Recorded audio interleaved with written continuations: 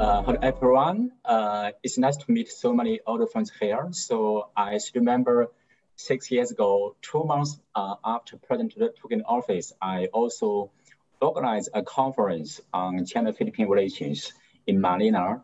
And Professor Tuazong, Dr. Wamel Wilson also attended our seminar in Sanguina Hotel. So now 6 years later, it's time for us to review and summarize China-Philippine relations during the Duterte period. And today, our speaker and commentators talk much about the bilateral relations during President Duterte. Dr. Wu Shichun said that China and the Philippines should manage their difference in the South China Sea and how both sides should make progress on South China Sea. Dr. Wamel and Professor Anna interpret Duterte's China policy and reviewed achievements of bilateral relations. Dr. Zhang Liangfu shared his insightful thoughts on joint development of South China Sea. So I totally agree with the comments. So based on the comments, I will make some also simple comment, and it also my personal review on China-Philippine relations. Looking back the past China-Philippine relations of the past 2 decades, security issue, I mean South China Sea issue, and the innovation of external big powers might be the most 2 important factors influencing China-Philippine relations. The development of China-Philippine relations depends to a large extent on the control and management of disputes in South China Sea, and also got a power competition in Southeast Asia, especially in South China Sea.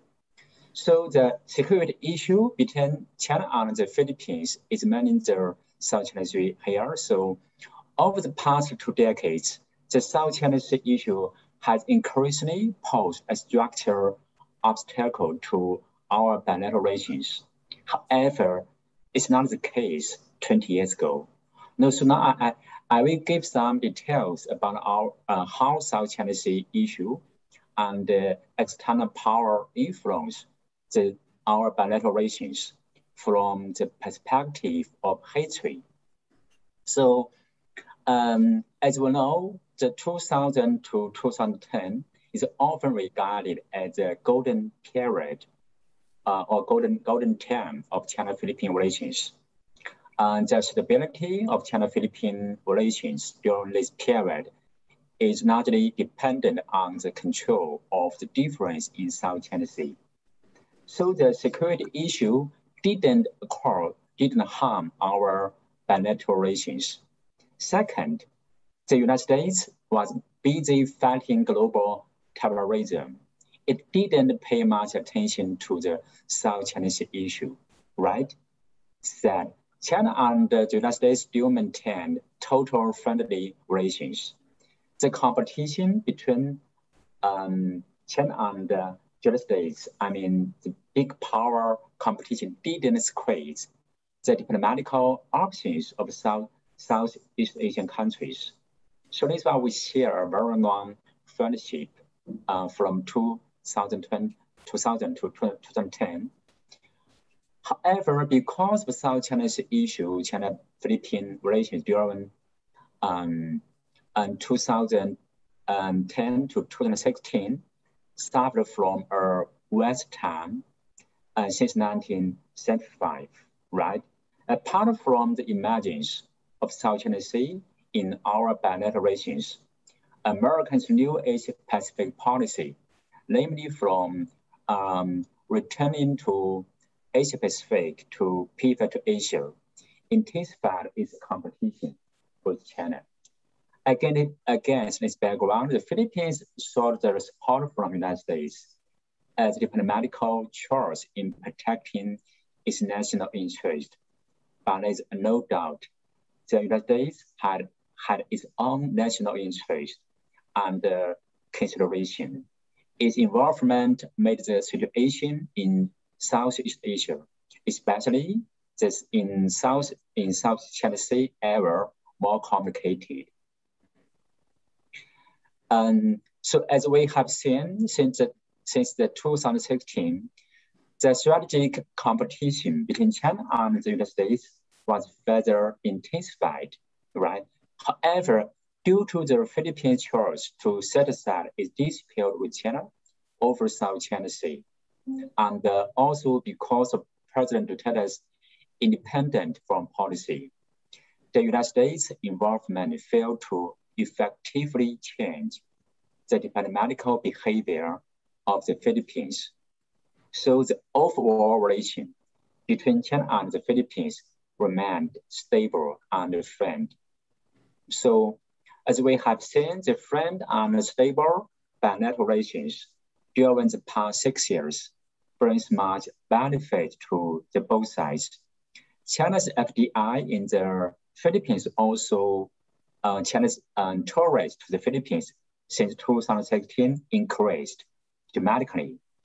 China also talks among the Philippine trade partners, and China also invested many infrastructure projects in the Philippines.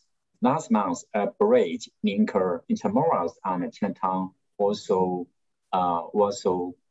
finished. It also helped to improve traffic in Manila.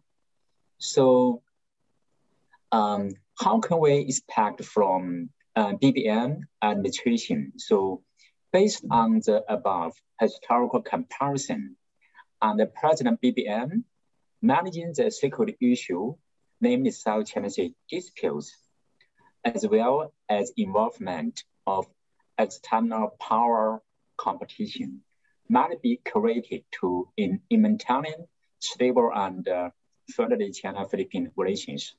So first, set aside the disputes over South China Sea. In addition, as Dr. Wu Shichun just said, we should try to seek further breakthrough, namely from DOC to COC, as a way to diminish the structural obstacle for our bilateral relations.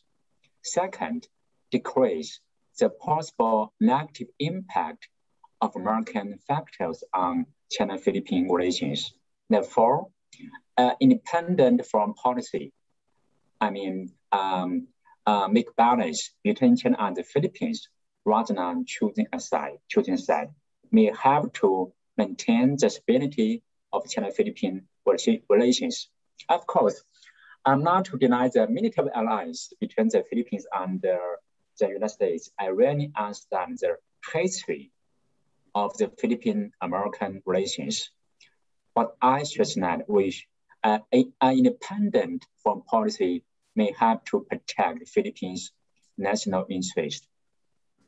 Next, just BBM, Bamba Marco said, South China Sea dispute is just part of our bilateral relations.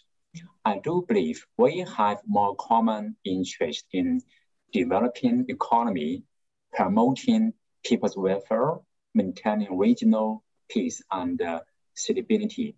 Given the big size of Philippine population and also the gap between the rich and the poor, I think, China can do much to help the Philippines in promoting its economy and also promoting, also resolving its gap between rich and the poor.